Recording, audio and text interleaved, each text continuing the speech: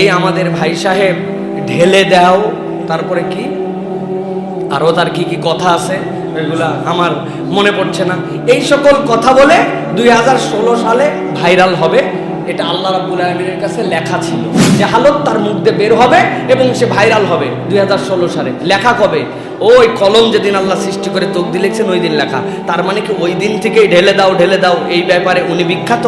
না, উনি বিখ্যাত 16 সাল থেকে। তোমার ঢেলে দেওয়া যেরকম আগে লেখা, কিন্তু তোমার এই প্রকাশ হলো ঠিক একই রকম রাসূলুল্লাহ সাল্লাল্লাহু আলাইহি ওয়াসাল্লামের এটা লেখা, কিন্তু আল্লাহ নবুয়তের প্রকাশ। আশরাফ আলীকে আপনার চোখে ধরা পড়ে না, কিন্তু হালে ধরা পড়ে। তখন বোঝা যায় এই চশমা ধান্দাবাজির চশমা, প্রতারণার চশমা, ঘৃণা ছড়ানোর চশমা, ঠিক কি না? একজন সুনামধন্য ব্যক্তিকে নিয়ে যে গালিগালাজ একটা শ্রেণী, তাদের যে বুঝের ভুল, এই ভুলকে বিভিন্ন ক্ষেত্রে তারা এটা প্রকাশ করতেছে। আমি শুধু ছোট্ট একটু একটা কথা আপনাদের কাছে বলতে চাই। এই বিষয় নিয়ে আমি বেশি কথা বলি নাই, অথবা কেন বলি না এই নিয়েও অনেকে বলছে যে আপনি বলেন না কেন। আমার নিজের কিছু কনসেপ্ট আছে, সেই কনসেপ্টের থেকে মনে হয়েছে যে বেশি কিছু এইগুলাতে বললে আরও কথাগুলি মনে হয় আমলে নেওয়া হয়, তো যাকে তাকে আমলে নেওয়ার তো আমাদের দরকার নাই, ঠিক কিনা ভাই? আমি একটা জিনিস শুধু বলবো যে তিনি যে বক্তব্যটি দিয়েছেন এই বক্তব্যের দুই দিক দিয়ে অপব্যাখ্যা হচ্ছে। একটা হচ্ছে তিনি একটা প্রশ্নকারী প্রশ্নের উত্তর দিয়েছেন। নবুয়তের পূর্বে রাসূল আকরাম সাল্লাল্লাহু আলাইহি ওয়াসাল্লাম কোন ধর্ম পালন করতেন? গুরুত্বপূর্ণ প্রশ্ন। নবুয়তের পূর্বে আমাদের প্রিয় নবী সাল্লাল্লাহু আলাইহি ওয়াসাল্লামের ধর্ম কি ছিল? যদি বলেন যে কোন ধর্ম অনুসরণ করতেন না, তাহলে নাউজুবিল্লাহ, উনি কি ধর্মহীন ছিলেন নাকি? উনি নবী হয়েছেন কত বয়সে? 40 বছর বয়সে। তাহলে 40 বছর বয়স মানে তো জীবনের মূল টাইমটা প্রায়। তো 40 বছর পর্যন্ত উনি নিজে তো নবী ছিলেন না, উনি নবী হয়েছেন তারপরে। তাহলে 40 বছর পর্যন্ত নবী হওয়ার আগে তার ধর্ম কি ছিল? এর উত্তর হলো, আর আমরা তার শতশত প্রশ্নে দেখেছি প্রশ্নটা পুরোটা যেটা করে প্রশ্নকর্তা, সেটার অপূর্ণাঙ্গতা থাকলে তিনি পুরো প্রশ্নটা পড়ে তারপরে উত্তর দেন। এখন প্রশ্নকর্তার প্রশ্ন যেটা পড়ছেন এটাকে যদি আপনি উত্তর বানায় ফেলেন তাহলে আপনার আকলের ডিস্টার্ব আছে। আর 2 নম্বর বিষয়, কথার কথা তিনি কথার কথা বলছি, যাকে আল্লাহ রাব্বুল আলামিন অনেক ফিকির দান করছেন, আল্লাহ যাকে অনেক এলেম দান করছেন, যে এইগুলা লোক নাচ গান বাউলগিরি করে, উনারা এই জিনিস বুঝলো আর এই মুহাক্কিক আলেম এটা বুঝলো না, এত দূর পাতলা মনে করেন না। তারপরেও বলছি, যদি তিনি এই কথা বলেও থাকেন, আমি তাদের কাছে বলবো বেরেলবিদের বিখ্যাত শায়েখ, যে শায়েখকে তারা শাইখুল হাদিস বলে, এই শায়েখ আশরাফ সিওয়ালি, তার কাছেও যখন প্রশ্ন করা হয়েছিল তিনিও তখন বলেছেন যে রাসূলুল্লাহ সাল্লাল্লাহু আলাইহি ওয়াসাল্লাম কেন সকল নবীরাই আল্লাহ রাব্বুল আমিনের লিখিত, যে আল্লাহর লাউহে মাহফুজে লিখিত সংরক্ষণ, এই সংরক্ষণে প্রত্যেক নবী তার দুনিয়াতে আসার আগেই তিনি নবী হবেন, আল্লাহর কাছে লেখা। কিন্তু নবীদের প্রকাশ আল্লাহ যখন তাকে ওহী দিয়েছেন তখন থেকে, তাহলে এটা নবুয়তের প্রকাশকাল। এই কথা বলার কারণে শাইখুল হাদিস আশরাফ সিলওয়ালিকে অনেকেই বিভিন্ন ধরনের গালাগালি করতে শুরু করছে, কথাবার্তা উল্টাপাল্টা। তখন তিনি একটা গ্রন্থ লিখছেন তাহকিকাত। এই তাহকিকাতের ভিতরে তিনি প্রমাণ করেছেন, তিনি একজন বেরেলবি, কিন্তু প্রমাণ করেছেন যে 40 বছরেই নবুয়তের বহিঃপ্রকাশ। এর আগেরটাকে আপনি নবুয়ত বলতে পারবেন না, কিন্তু আল্লাহ রাব্বুল আমিন তকদিরে তাকে নবী হিসাবে রাখছেন, এটা আপনাকে ঈমান রাখতে হবে। কিন্তু নবুয়তের বহিঃপ্রকাশ এইটা।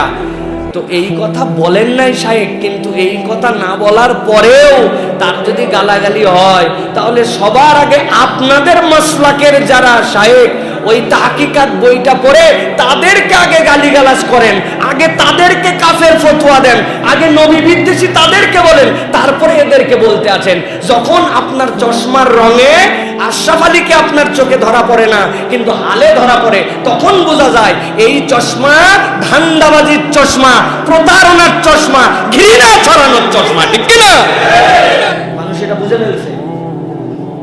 আর আমার দুঃখ এবং আফসোস এইটা, তার ঘরানার মধ্যে কিছু ব্যক্তি আছেন আল্লাহ যাদেরকে ইলমি কিছু যোগ্যতা দিয়েছেন, যেমন নাম যদি বলি আমরা, সাইফুল ইসলাম বাবর আজমি একজন ভাই আছেন, তারপর আজহার থেকে লেখা করে আসে হাসান আজহারি সহ কিছু ভাইরা আছেন।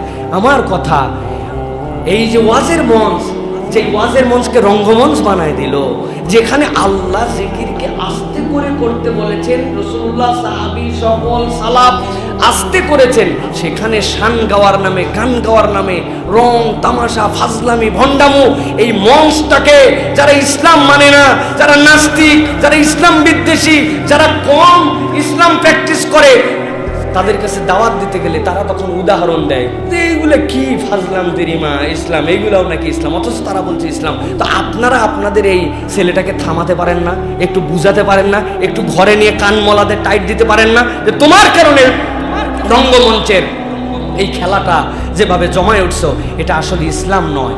অতএব বিদ্বেষ ছড়ানো, ঘৃণা ছড়ানো, এগুলার বাহিরে ওয়াজ নসিহত করে বুঝ দিয়ে এই মানুষগুলাকে থামাতে হয়। না থামালে এই ঘৃণা, এই অপকার, এটা কোনো গোষ্ঠীর উপরে আসবে না, এটা সকলের উপরে আসবে। এইটুকু আমাদের অন্ততপক্ষে রিয়ালাইজ করা দরকার। মানুষ যখন ক্রিটিসাইজ করে তখন অল ওভার এগুলো সবগুলোকে ইসলাম মনে করে, ঠিক কিনা ভাই? কিন্তু ওইগুলো কি ইসলাম? ওইগুলো কি ইসলাম? এটা আপনার বোঝা লাগবে। আমাদের রেজাউল করিম আবরার ভাই দারুণ এক উদাহরণ দিছে। উনি বলছেন যে দেখেন, এই আমাদের ভাই সাহেব ঢেলে দাও, তারপরে কি আরো তার কি কি কথা আছে, এগুলা আমার মনে পড়ছে না। এই সকল কথা বলে 2016 সালে ভাইরাল হবে, এটা আল্লাহ রাব্বুল আলামিনের কাছে লেখা ছিল যে এর মধ্যে এগুলা বাজে কথা, শয়তান তাকে প্ররোচনা দিবে, সে যদি নফসের কন্ট্রোল করে আল্লাহর কাছে ইস্তেগফার করে সরে না আসে, তাহলে এই জাহালত তার মুখ দিয়ে বের হবে এবং সে ভাইরাল হবে। 2016 সালে লেখা কবে? ওই কলম যেদিন আল্লাহ সৃষ্টি করে তকদির লিখছেন ওই দিন লেখা। তার মানে কি ওই দিন থেকেই ঢেলে দাও ঢেলে দাও এই ব্যাপারে উনি বিখ্যাত? না, উনি বিখ্যাত 16 সাল থেকে। তো নবী করিম সাল্লাল্লাহু আলাইহি ওয়াসাল্লামের নবুয়ত আল্লাহর কাছে লেখা শুরুর দিন থেকে। এটা অস্বীকার করলে তো আল্লাহর সকল কিছু অস্বীকার করা হয়ে যাবে, কলম অস্বীকার করা, তকদির অস্বীকার করা।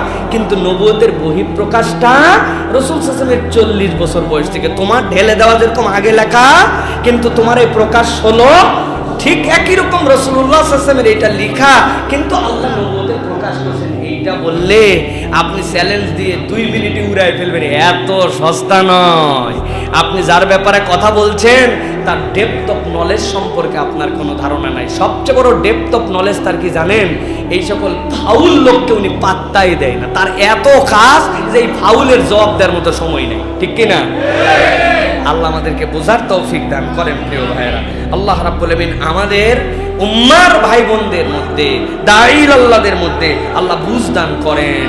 আল্লাহ রাব্বুল আলামিন ইসলামের বিপক্ষ শক্তির বিপক্ষে আমাদেরকে, আমাদের এই ভয়েসগুলাকে উত্তমভাবে কাজে লাগানোর তৌফিক দেন। নিজেদের মধ্যে ঘৃণা বিদ্বেষ ছড়ানোর জন্য যেন এইটা না হয়। আল্লাহ আমাদেরকে বোঝার তৌফিক দান করেন।